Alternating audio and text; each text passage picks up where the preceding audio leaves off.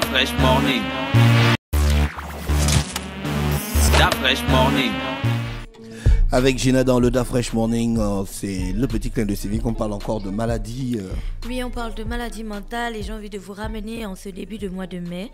Donc on était exactement au 4 mai lorsque le journal L'Union mettait en avant un drame qui s'était passé dans la zone de Ntoum. Alors il s'agissait d'une jeune dame de 20 ans nommée Nathalie Princesse Adouemba, souffrant de troubles mentaux, qui avait à cette période-là poignardé son guérisseur au PK16 dans le premier arrondissement de la commune de Ntoum, banlieue sud de Libreville. Donc ça, c'est bien sûr le rapport de cet article que fait le site gabonactu.com. Et selon le site gabonactu.com, le quotidien L'Union a rapporté que la présumée malade mentale était fatiguée d'ingurgiter des breuvages concoctés par son tradipraticien Antoine Iponga Boukabou, âgé de 63 ans. Des décoctions qui apparemment n'amélioraient pas son état de santé, bien au contraire, celui-ci empirait. Donc face à cette situation, Nathalie Princesse Adouemba avait dans ces moments de lucidité supplié ses parents de la ramener à la maison, et le jour du départ, le guérisseur aurait encore forcé à sa patiente d'ingurgiter une dernière potion. Dame Adouemba s'est donc opposée catégoriquement avant d'entrer dans une colère noire. Elle n'a pas hésité de trancher la clavicule d'une ganga à l'aide d'un couteau de cuisine qui se trouvait si près. La présumée meurtrière malade mentale a donc été arrêtée par la gendarmerie locale avant d'être présentée sous peu devant le procureur de la République. C'est ce qu'indiquait le journal L'Union du début mai et rapporté donc par le site gabonactu.com, où vous pouvez aller lire le contenu de cet article. Donc là, tu vois qu'on a commencé le mois avec un drame. Et puis, pas plus tard que le 13 mai, donc là on était à une actualité du 4 mai, et puis le 13 mai, sur la page Facebook du SAMU social, tu connais le SAMU social gabonais, le SAMU social a publié une série d'images, soit à peu près 7, avec le message suivant.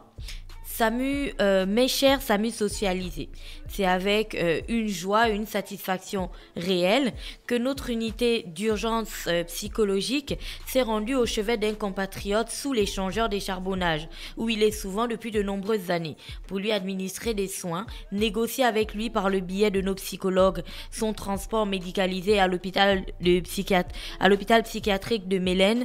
Ci-dessous, quelques images qui sans équivoque sur la prise la prise en multidisciplinaire mise en œuvre pour notre compatriote. En outre, c'est en moyenne 1500 interventions par an que nous effectuons, et au profit de nos compatriotes malades mentaux que nous logeons parfois à titre provisoire. Enfin, le SAMU social gabonais qui n'existe que depuis 3 ans n'est pas, dans ce cas précis, dans l'obligation de le faire. C'est la dernière partie qui est intéressante.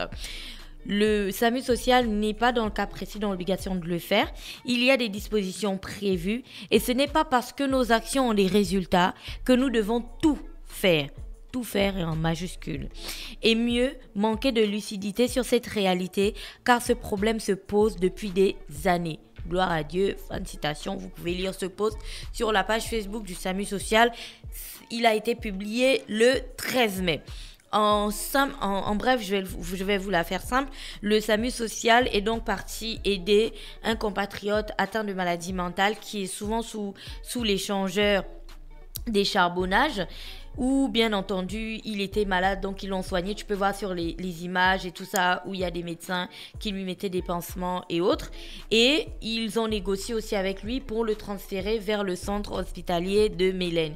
Et tu peux le voir d'ailleurs, il est à moitié nu, mais t'inquiète, ils ont pris des images de sorte que on ne voit pas genre les parties un peu les parties intimes.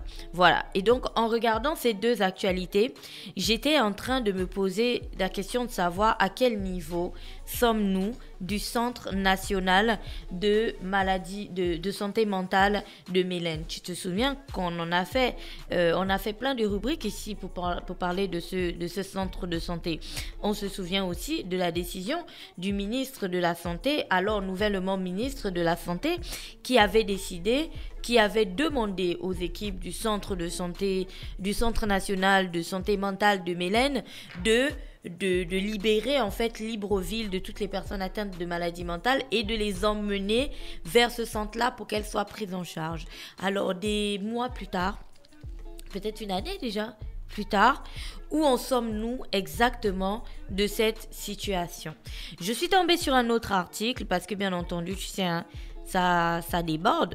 Je suis tombée sur un autre article du site Gabon Mediatime cette fois-ci qui est titré « Gabon, bientôt la réhabilitation du Centre national de santé mentale ». Et puis dès que j'ai lu cet article, ça sonnait dans ma tête. La première question qui m'est venue, c'est « Qu'est-ce que ça veut dire bientôt ?» Bientôt, est-ce une évaluation de temps? Bientôt, est-ce une projection quantifiable? Bientôt, est-ce quelque chose que tu peux garder et te dire que c'est peut-être dans les prochaines semaines, dans les prochains mois? Qu'est-ce que bientôt signifie dans ce cas précis?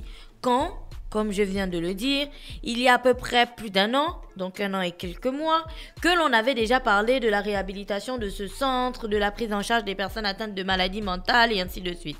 Je vais te faire une petite comparaison rapide. En ce moment, il y a la réhabilitation de l'université Omar Bongo Ondimba. Et d'ailleurs, j'en ai parlé ce matin.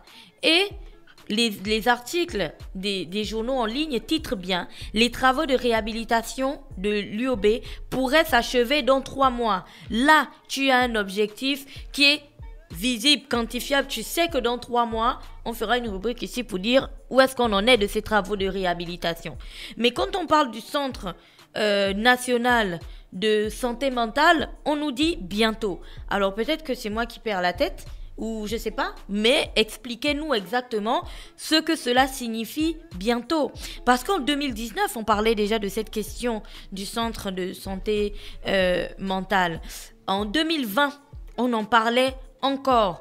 En 2021, on en parle encore de ce bientôt. Ce n'est pas comme si c'était quelque chose d'accessoire. C'est littéralement quelque chose dont nous avons besoin. Parce qu'au quotidien, on voit dans les rues des personnes atteintes de maladies mentales qui se baladent parfois toutes nues, sans un quelconque chiffon ou une quelconque guenille pour cacher leur partie intime qui pourrait leur garantir la dignité que l'on confère à un être humain. Il n'y a pas ça. Tu vois, au quotidien, nous tous, on voit ça. D'un autre côté, tu as ces personnes qui sont atteintes de maladies mentales et qui sont, un danger pour elles-mêmes et 2, un danger pour les autres. Ça, ce n'est pas moi qui l'ai inventé. Confère l'article que je viens de lire avec cette pauvre dame qui s'est retrouvée et un ganga qui, pauvre de lui, essayait aussi de la soigner. Tu as dans une situation 2 personnes qui en réalité, voilà. Tu as d'un côté quelqu'un qui essaie de soigner une autre personne. Peut-être qu'il n'avait pas le bon traitement. Peut-être qu'il s'attaquait au mauvais problème, tu vois. Peut-être que la maladie, il lui fallait un psychologue, je ne sais pas, tu vois, peut-être qu'il lui fallait pas des breuvages. Et tu as d'un autre côté une personne qui, dans ces moments de lucidité, en a marre et voit bien que ce n'est pas la solution à ses problèmes. Donc, tu as des personnes qui sont vraiment dans le désespoir parce que on a un pays qui ne s'occupe pas d'elles. Parce que sous d'autres cieux, je comprends bien qu'il y a aussi des personnes atteintes de maladies mentales dans d'autres pays. Enfin, on n'est pas le seul pays à en avoir. Mais comment est-ce que les autres font ? Est-ce que si on avait réhabilité ce centre-là et qu'on l'avait doté de médicaments et de personnel, parce qu'on en a déjà parlé ici, combien d'étudiants sortent chaque année de l'université Omar Bongo avec des masters, des licences en psychologie, en sociologie et voilà, on en connaît beaucoup. Mais qu'est-ce qu'ils font exactement? Où est-ce qu'ils vont travailler ensuite? Dans des entreprises, dans des écoles? Mais qu'en est-il exactement du centre de santé mentale de Mélène? Parce qu'il y a bien, j'ose croire qu'il y ait bien des étudiants qui aient choisi cette branche-là. On avait reçu une psychologue ici qui nous parlait de la schizophrénie et des maladies mentales que nous, qui ne savons pas trop de quoi il s'agit, on regroupe souvent dans un terme de 3 lettres, le fou, Tu vois, parce qu'on ne sait pas exactement la maladie qui terrasse la personne qui est en face de nous. Parfois, les maladies sont diverses. Il y en a qui peuvent très bien se soigner avec des médicaments, il y en a qui peuvent se soigner avec des prises en charge. Et puis là, j'ai envie de vous ramener à l'interview de Madame Wilma Sikout Assélé sur la dépression. L'interview qu'elle avait faite ici.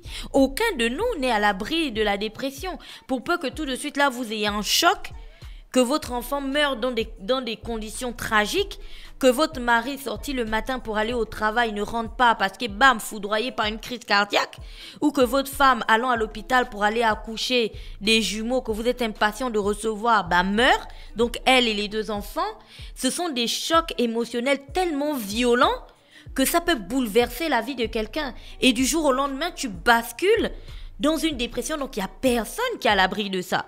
Et puis tu te lèves et tu vas plus au travail, tu te laves plus, tu te nourris plus, et puis tu marches tout nu. Mais dans ce cas précis, qu'est-ce que le pays a prévu pour toi?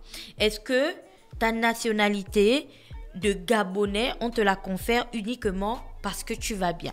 Auquel cas, chacun de nous, lorsqu'on a la grippe, lorsqu'on a le palu, ou plus récemment, lorsqu'on a le Covid-19, on n'est plus Gabonais, puisque le pays ne considère pas les personnes malades.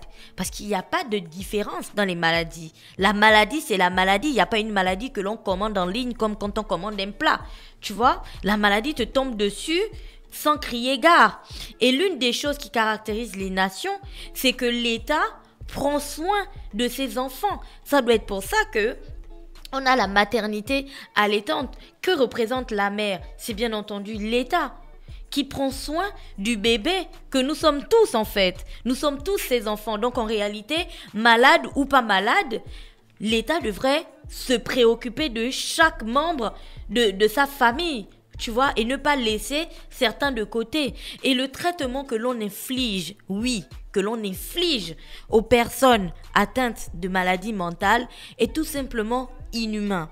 Et ce traitement est tout simplement ça retire la dignité que nous tous, nous battons au quotidien pour garder. Parce que qu'est-ce qui fait que vous ne sortiez pas de chez vous à poil le matin avec votre sac et votre ordinateur pour aller au travail? Parce que vous savez que 1, c'est contre nature, et 2, ça va littéralement impacter la personne que vous êtes, le respect que d'autres personnes vous accordent et votre dignité. Donc pourquoi est-ce qu'on laisse les autres vivre dans ces conditions-là? C'est la grande question que vous devriez vous poser. Et honnêtement, gardez en tête qu'aucun de nous n'est à l'abri d'une maladie mentale. Aucun de nous. Ça peut venir sans crier gare. Et on serait tous heureux de savoir que quelque part à Mélène, il y a un hôpital avec du personnel formé. Un hôpital qui a été réhabilité, qui est très beau, avec du personnel formé et des médicaments. Ou si un jour quelque chose nous arrivait, on pourrait être pris en charge. Mais comme ces questions-là ne nous intéressent pas, parce que pour l'instant dans nos familles, il n'y a personne qui soit atteint de maladie mentale, on continue à regarder ça et on continue à se contenter de bientôt. Mais comme je le disais, bientôt n'est pas une indication dans le temps. Voilà, c'était tout pour aujourd'hui. Merci Gina avec le petit clin de civique ce matin sur les 104.5 Urban FM, la station urbaine. Juste pour info, la dame à côté de Michel Dira, c'est ça? Elle est toujours là, toute nue tous les matins en train de se laver au bord de la route.